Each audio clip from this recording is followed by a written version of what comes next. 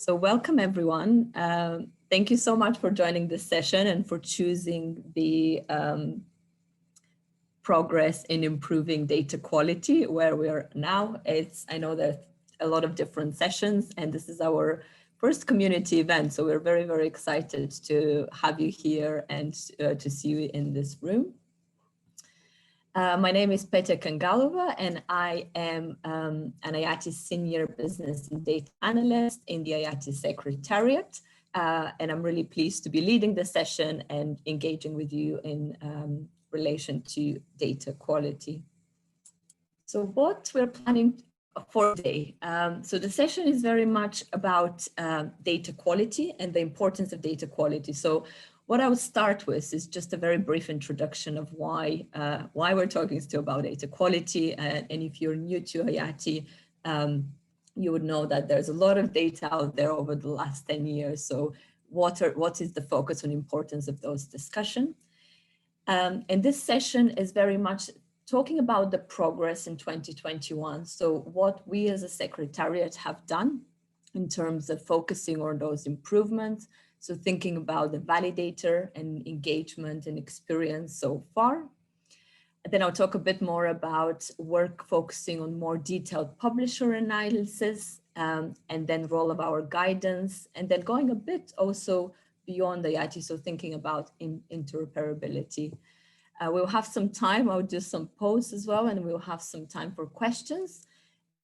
Then we will have around 20 minutes or so on kind of more on an interactive session to look at some challenges and just hear from you if those are relevant, how you're addressing them. And then we will talk about next steps as we go. So data quality, and I think we probably have a mixed group of people, and we'll find out in a bit in one of the posts why it is so important. And I've added in here some of the kind of mantras that we've heard many, many times about starting small with the data and improving over time. And then the idea of publishing once and using often the data. And I think that's what's really been happening with a lot of the IATI data that's available, having now more than 1,200 organizations providing that information. So what we've really pushed for is that encouragement to increase the quality of the data over time. And what we mean by that is including, making sure there are no technical errors. So that I'll talk in a bit more detail, thinking about the validation, no errors or warnings, but also some of the key qualities of driving that data quality. So making it more timely, comprehensive, and forward-looking. And I think what's quite critical here is that I think we're all recognizing that importance. And I think the critical bit here in kind of driving the progress is focusing on data use and for the data to really be usable. And I'm sure you'll join some other sessions as well during the event where you would hear about the data use. And I think those discussions are very linked. So when we talk about any of the improvements and the importance of driving that data quality, it's very much related to data use. So what I wanted to first start with is a very quick poll, and I'll ask Anna if she can start that poll and just to see who we have in the room for this group. So have you attended an IATI event before? It would be really good to see the mix of people in this group, and I'll really try, I think, in the next updates and slides to just not use any jargon and be very open to discussion. So we can see that people are already adding responses, yes and no. Really good to see that. Actually, we do have, I'll give it another second and then end the polling on this. Yeah, so you can see, I think you can see the poll results. So we have nearly 30% of new people. So welcome and really great to have you in this first event. Shall we move on to the next question? So this is about your type of organization. So trying to see which organizations you're representing. As we know in IATI, it's a mix of different stakeholder groups and governments and NGOs. And it's great to see the results actually coming as we speak. Okay, so we have a good mix. We have new people joining. We have governments, multilaterals, and different other organizations. And then let's see where you're all based. That will be interesting to see. I think a lot of us are working from home, but all right, welcome. Great to have everyone from all over the world, even though we're virtually together. And we have two more questions, and those are more related to, yes, really good to see that, Nick. More to the quality of the data. So the next two questions is, what do you consider good quality data? And I thought quite a few options. And this, I think, is one of the discussions about what do we define as data quality in that respect. And if you don't know, I think that's one of the points that we wanted to see, that if you're not sure, you will find out, or at least hear more in this session on what is considered good quality. Okay, so people are voting. I think all of the above, yes. I think that would probably the one, because there's so many lenses to data quality. So I wanted to see if people strongly feel about specific areas on this. Good. And it's good to see that people have, you're expressing opinions on this, and it's okay if you also are unsure. And then the last one, and then we'll move on to the presentation. And this is a bit about, it's more general, but from your experience, and if you've not used the IATI data again, how would you rate the quality of IATI data? So whether you're a publisher or you've used data, what's your kind of thinking at this point? There are some areas for improvements, excellent, specific issues. There are loads of errors. Okay, so a bit of a balance of like trying to find out and specific issues. And I think that's what I wanted to focus. So I think there are areas that need to be improved, but there are also progress that has happened. Okay, loads of areas to be fixed and improvements needed. I think it's quite a lot of people, and that's what we'll talk about now. I hope that kind of made you think a bit about the data, and I'm really excited to have that group of people in the room. What I wanted to talk about now in those next kind of 10-15 minutes is a bit of an update and kind of with a bit of a call to action on specific areas of work, and especially for some of you who are new, hopefully you'll learn a bit more. So when we talk about data quality, and that was one of the options as well, I think what we really want to highlight in the role of the validator. So there are some tools that we can use in making sure that improvements happen to the data. And what we have done so far as a secretariat as well is we've engaged with IATI members.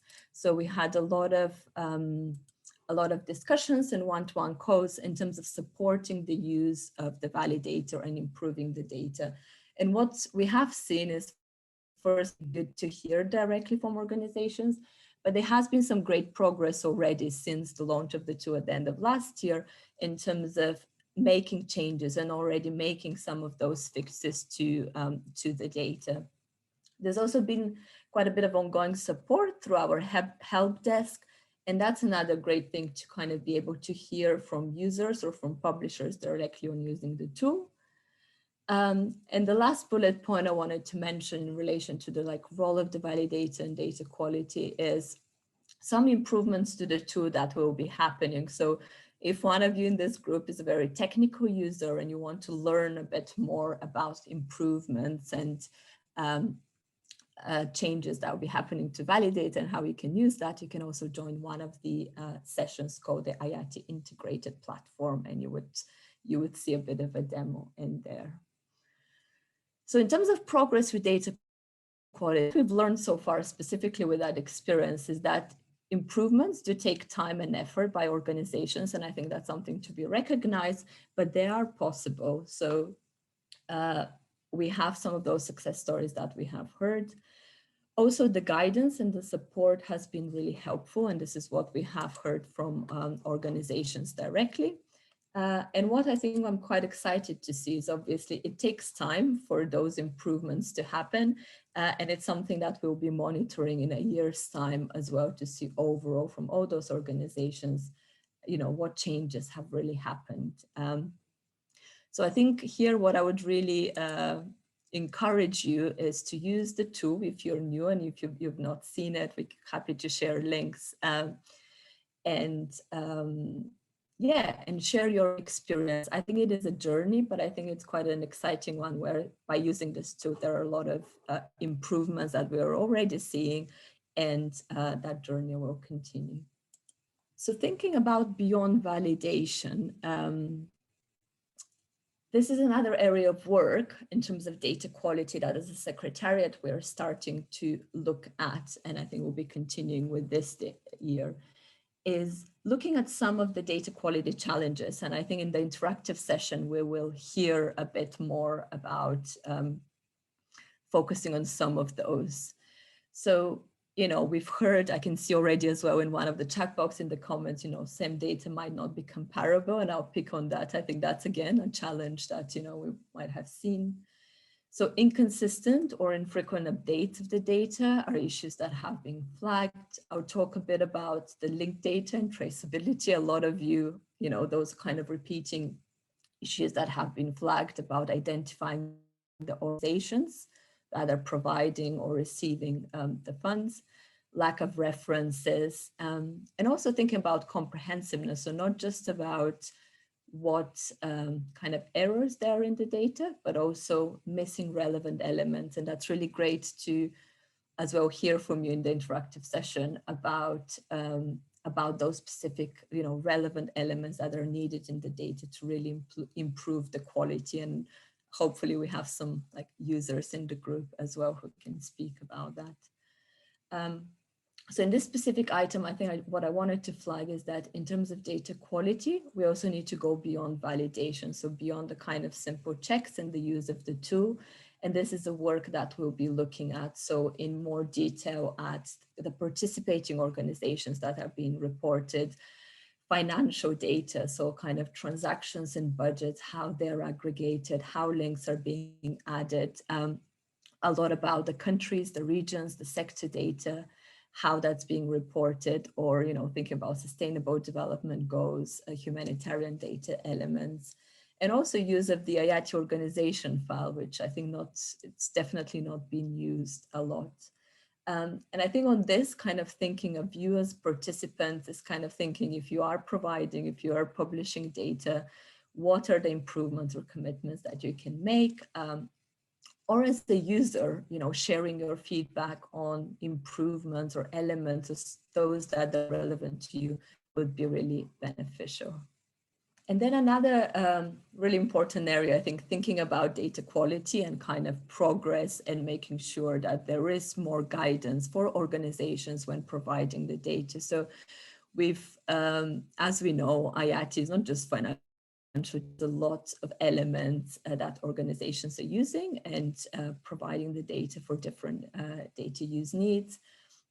So one of the updates that I wanted to share in here is, again, about publishing guidance. So do have a look at, we now have probably over 20 pages. Last year, for instance, having specific guidance on COVID-19 related data or humanitarian data. So this would give you more direction on kind of recommendations for having good quality data according to your needs.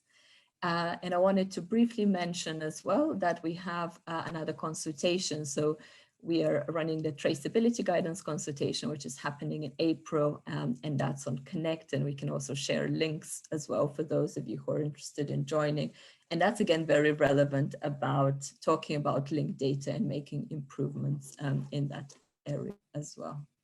I have one more slide and then I will stop and kind of get any questions from you, but feel free in the meantime if there's anything that comes to you as I present to really add into the chat. And what I wanted to briefly talk about here is, I think, one of the comments about comparability. So interoperability and other data standards. And I think that's another important area where we, we focus about IATI and where improvement needs to happen in the data. But I think it's also important to recognize the kind of importance with aligning, or what is the role of IATI data and improvements and linking to other data standards. So some of the items that or kind of areas where we've worked as the IATI Secretariat, So working with the UN, so I'll try and read through and some of the abbreviations. I think if you are new to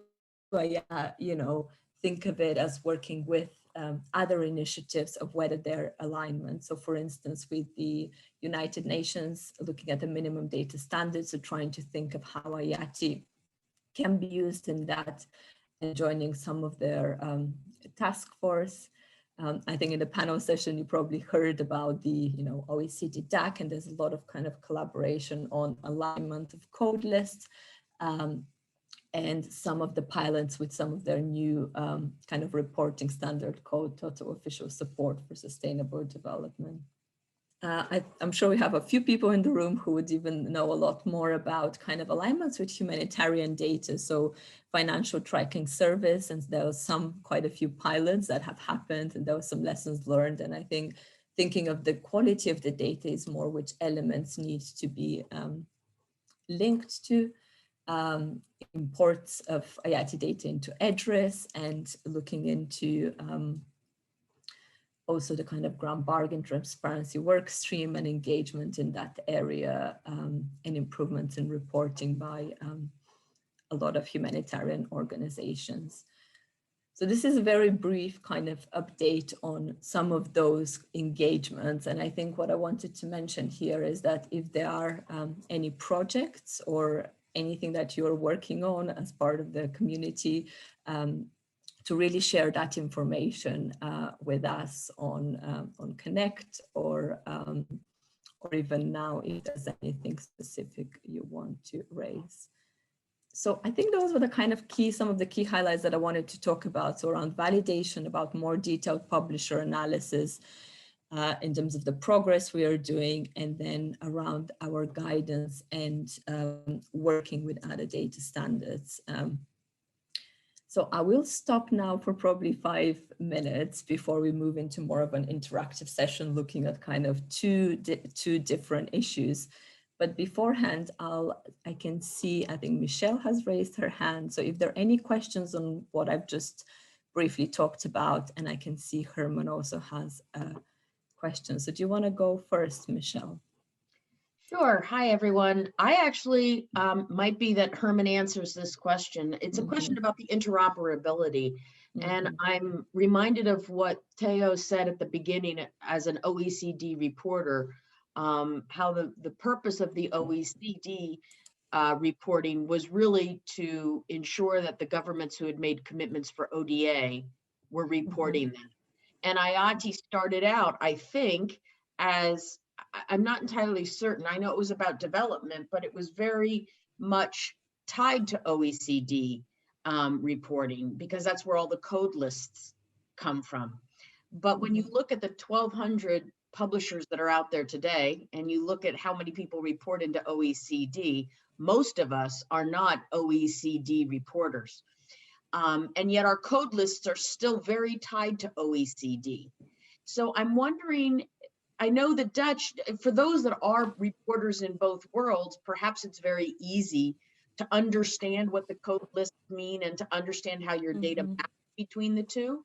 But I'm just wondering what, if any thought has been given to not being so dependent upon OECD lists, but what other alternatives might there be? I don't know. So I'm curious to know that those that play in both worlds, or those that don't, has there been any thought given to how to help or improve data quality for those of us who don't report in that space?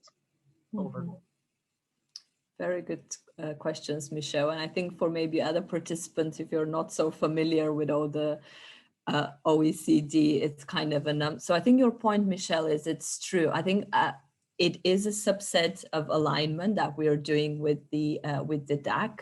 And I think there are some already, I'm definitely have heard from the community of like, probably through the data use working group, about how those kind of code lists and alignments are communicated to those organizations that are not so familiar with them. So that's kind of one issue. I think it's important that there is alignment, but your second point was about what else is doing about other code lists that we can link. And obviously, as you know, IATI gives that opportunity for you to decide if you are to link to other other code lists or other references.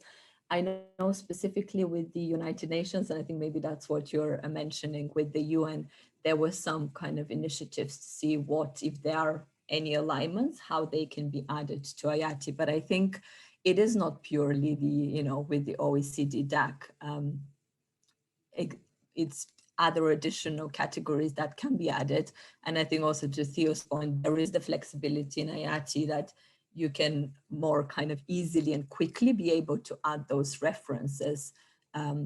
I'm not sure if that answers your questions, but I think it's something that I don't think directly we are leading on. I think there are initiatives. I can see Rosemary is commenting about, alignments with other categories. And it would be really great if we see those discussions happening on Connect, or for you to bring them if there are other categories that are missing or that can be aligned, that they're actually added to as a proposal to any of what we call some of the kind of vocabularies.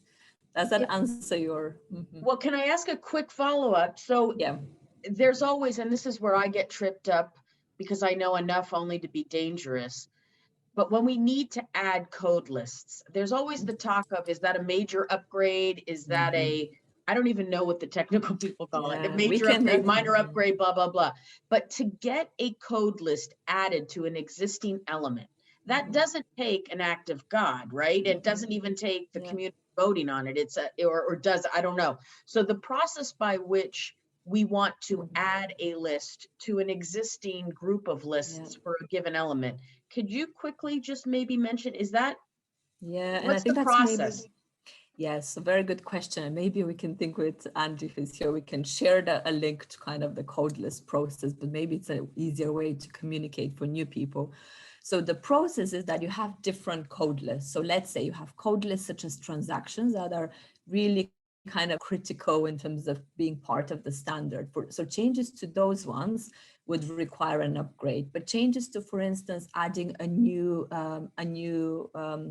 list for instance, for UN classification on sectors or something like this, you can just add a post as a suggestion to the community.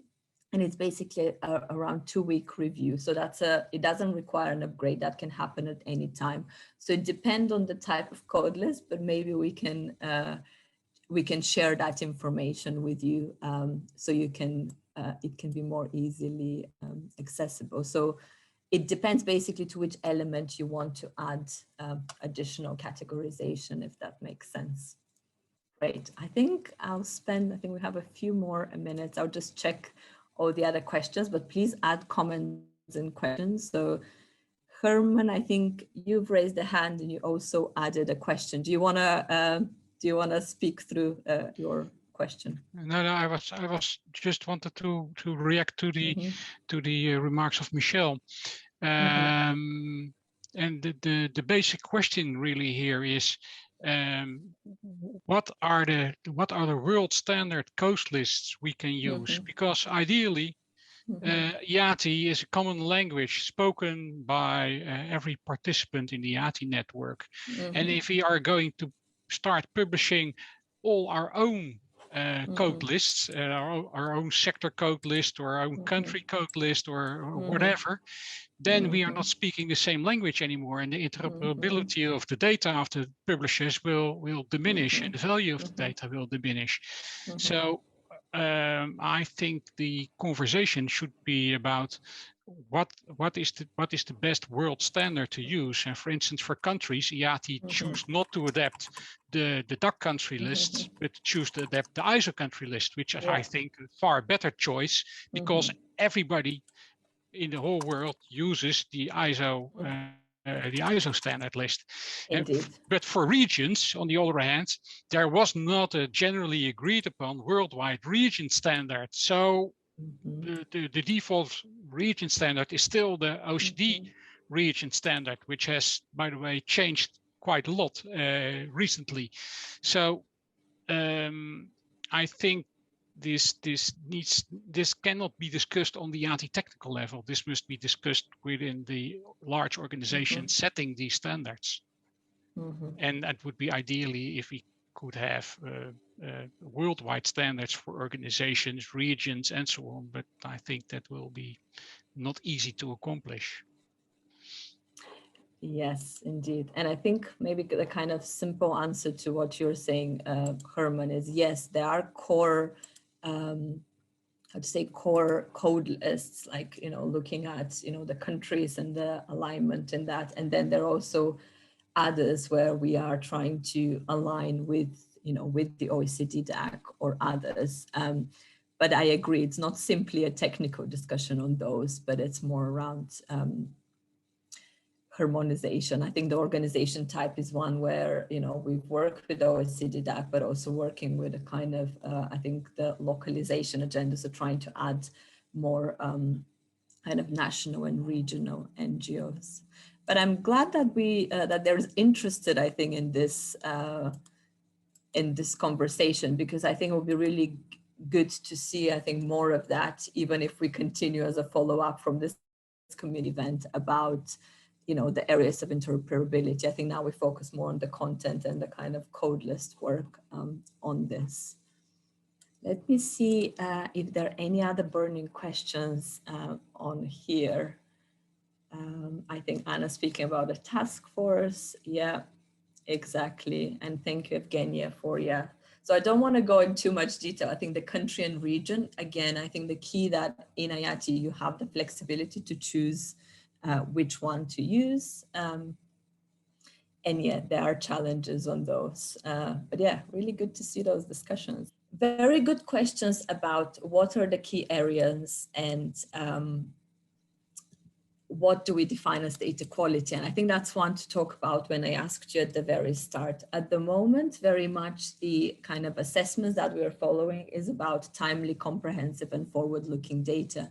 And this is the key definition, and I think the measurement of how we will continue in 2021 is another area of work where this year we'll be looking at reviewing the methodology and looking in more detail at what we now have as a publishing statistics methodology, or looking more at the data quality, or calling it a data quality index. I think we're using this interchangeably.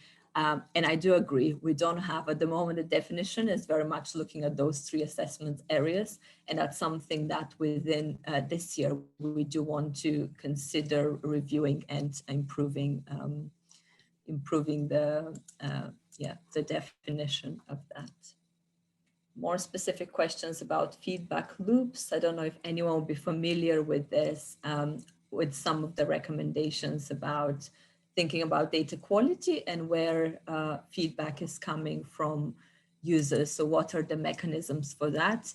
I think Pele on this one, there's specific recommendations that I think some are taken by the by kind of different initiatives. I think one of the things I can say from Secretariat and kind of looking on the help desk as well is that we have had a few more user requests, or kind of users noticing some issues, kind of getting in touch with us and then directly with publishers.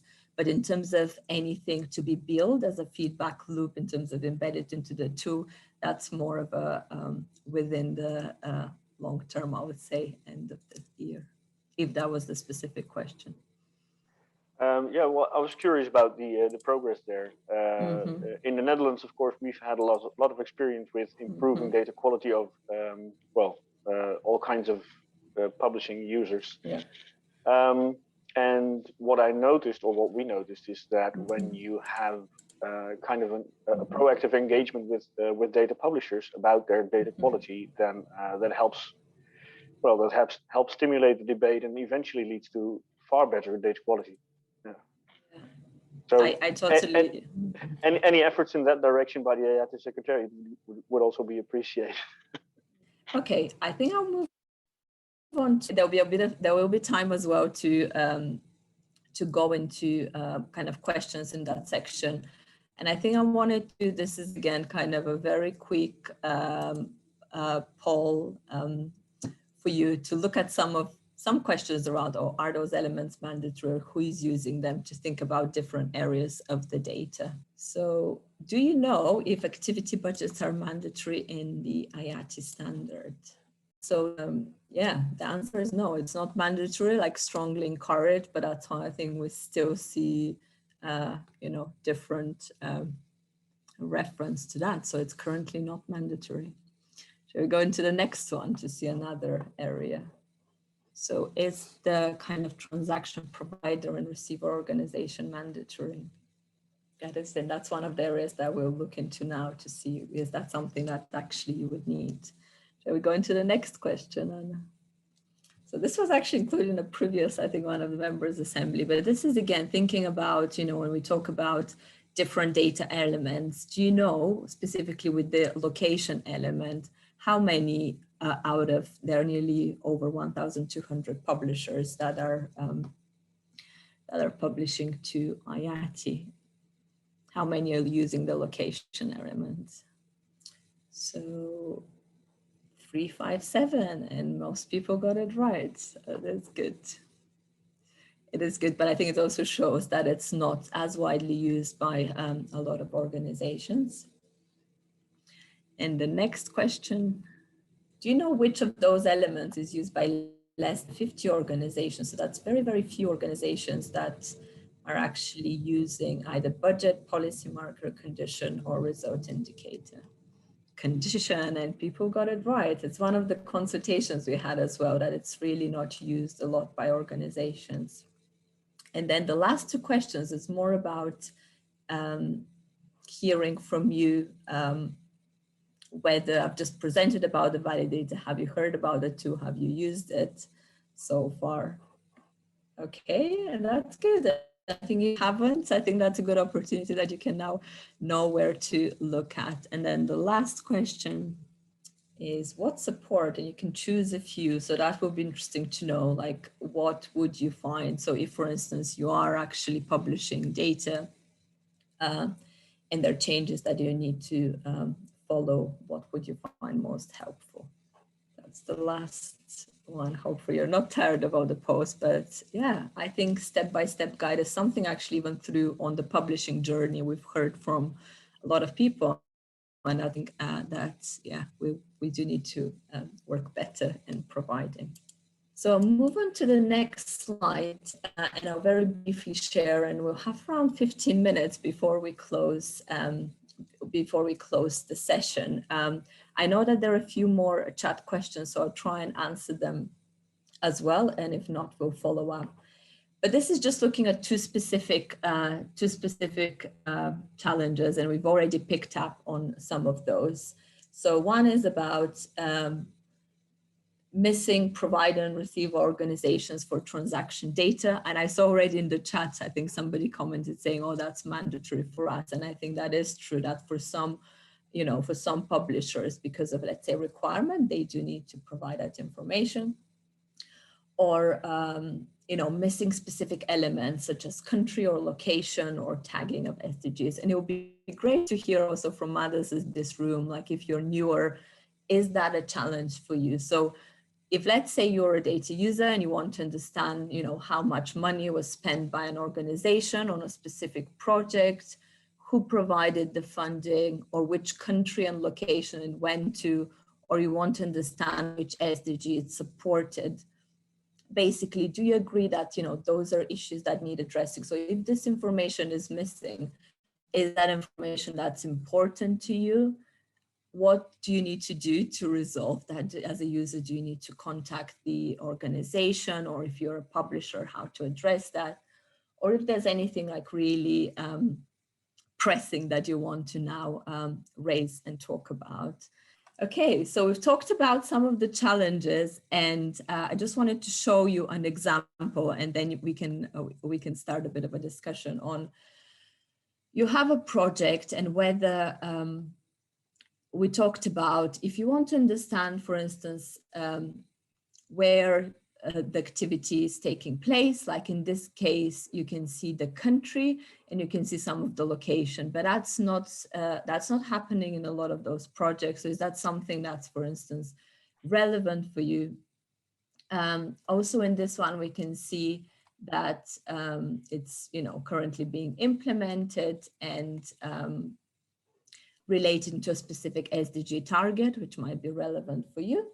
And you can also see, for instance, in this activity, you can see for a specific amount who is providing or receiving that amount. So this is a bit of the points that I mentioned. So I will go back to the slide and just want to hear from you, and I'll have a look at the chat box as well on this one.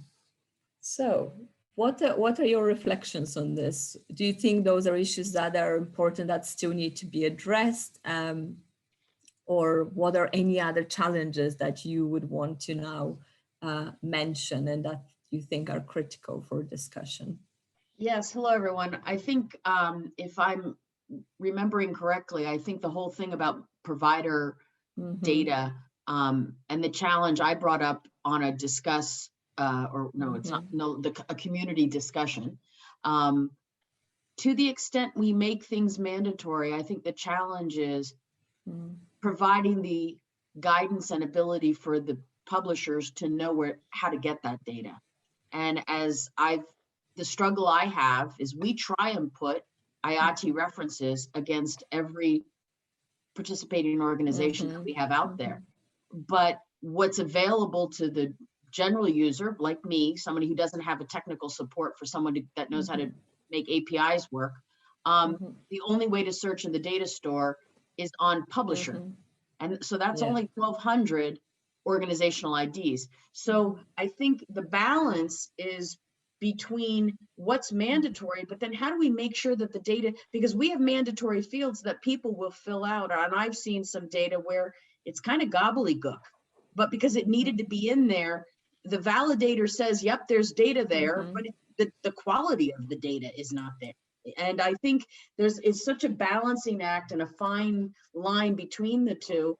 But I think as a community, we need to be cognizant of providing the guidance so that if we're going to make something required, there's really robust tools so that people aren't having to spend hours digging through country registries to find a registration number and then figure out how to piece that together to make it into an org reference. So your point, Michelle, is that yes, it's important, but it needs to be made easier for organization, or your point is for publishers to be able to identify this information, which is exactly. Or else they will throw in whatever works to get past the validator. Exactly. And it doesn't do anyone much good other than to say, I ticked a box. Yeah, exactly. And is there anyone or any data users, anyone who would want to say like, oh, okay, add those kind of issues, like if you don't have this information, how important that is for you, you can add as well in the chat box. And I can see Herman has raised his hands, and I'll have a look at the chat now to see what other questions we have in there. Yes, also in the line of the response of Michelle, I think it's very important that the IATI validator supports checking the validity of references. For instance, references to organizations, references to activities of other organizations, and so on. Because references to other activities and organizations are key for the network transparency. And network transparency is very important if you want to answer questions as who is in the end benefiting from all the funds which are being provided, and which donor is to be held accountable for some work which is being done on the field level. And if you want to answer those kinds of questions, then it's very important that those references are okay. And I think the current version of the data validator is missing that functionality, and I think it's key to strengthen the data quality of the network information, to have this to have these checks being done automatically, so that when you make a typo in referencing to another to a funding activity, for instance, that it is clearly highlighted, and you can easily identify it and fix it. And at this moment, you can't do it at all. The only thing you notice is, oh, I don't see the funding organization, or the other way around, I don't see where the money is in the end flowing. But you have no clue where in the chain something goes wrong. Yeah, I think to this point, I think you're right. I think the validator at the moment, I think related to Michelle's point, that it currently follows what's mandatory. So that's the long-term plan. I think at the moment, the improvements and the changes to the validator are more happening on the kind of on the back end, but that's indeed in the view. And I think in the interim, like what are the encouragements or what we can do to make sure that that's recommended or included would be my answer. But I also recognize that there are other initiatives such as, other checks that organizations are doing to improve that. I can see Bill has his hand raised. Yeah, I just want to, as a user of data now, and doing a lot of comparison across publishers, I think one has to be realistic about what you can compare. I mean, for example, on provider and receiver organizations, what are the chances of a fairly decent sort of set of data becoming available so that it is usable? I mean, I think that would be quite a long way off. The one thing I think that the validator, perhaps that there isn't sufficient discussion about, is that it tends to be, I think, very focused on purity of publishing as opposed to use. So, I mean, in our particular case, where we're looking primarily at the moment at real-time ODA, the biggest problem we have are transaction dates. These aren't invalid transaction dates, just that a whole lot of publishers are not putting in the right dates.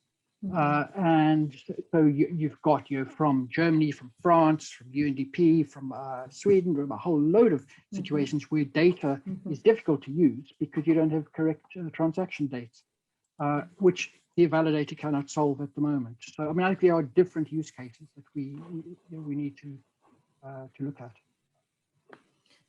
I think I totally agree. I think on the validator, and that's kind of as I was presenting, and really great to hear some user experiences. I agree. I think the validator at the moment that does check on at the moment, just very much, following the rules of the standards. And the bit that I kind of talked through in the second slide was about the more kind of detailed publisher analysis. So looking at a subset of organizations. And I think even the feedback that you've just given about more the content of the data. So for instance, the dates and all that is exactly what I think we'll try and do this year as a secretariat. But I think hearing those like challenges or stories, okay, what are the other areas that are important from a user perspective is really, really beneficial to hear. We have 4 more minutes. So I think what I would do now is try and just very briefly kind of wrap up, and we will collate some of the questions. I think there were at least 1 or 2 that we were not yet able to answer, but really good to see some of the chats in between you in that discussion. What I would encourage you is in terms of next steps. I think the data quality, it is a journey. And as we've said, there are different users with different needs. Importance of feedback loops. I think what Pelle just mentioned, I think that's important to recognize. And we can add an update more specifically about your question on that, Pelle. I think there were some questions about how we measure data quality, which is about the definitions. There were some points in the chat about coverage, which is another area I think that needs to be revisited, that is currently not mentioned. And thanks for, I think, somebody else responding to that point. So it is still a journey and quite a few areas that we would need to continue working on. And I hope that this session just kind of sparked your interest if you were newer to IATI, or I think we've heard from a lot of experienced people as well who are very familiar with the challenges. But what I would encourage you as a next step is to share your experience on Connect. What are the data quality challenges you have faced? Like, for instance, some of the things, Bill, you've mentioned, to kind of include in there. What improvements you have made? I think there are some stories as well from the publisher side where, improvements have happened, to share them on Connect. And there are also the different communities of practices. I mentioned as well the consultation that's happening on traceability. And as I said, we're also here, Secretariat and tech team to also provide that one-to-one support and to, get in touch with our help desk. I know with some of you, we have had those engagements and those calls as well. and very much that we all have a role to play in improving data quality. So publishers and data users, and for us as an IATI Secretariat, very much to drive that.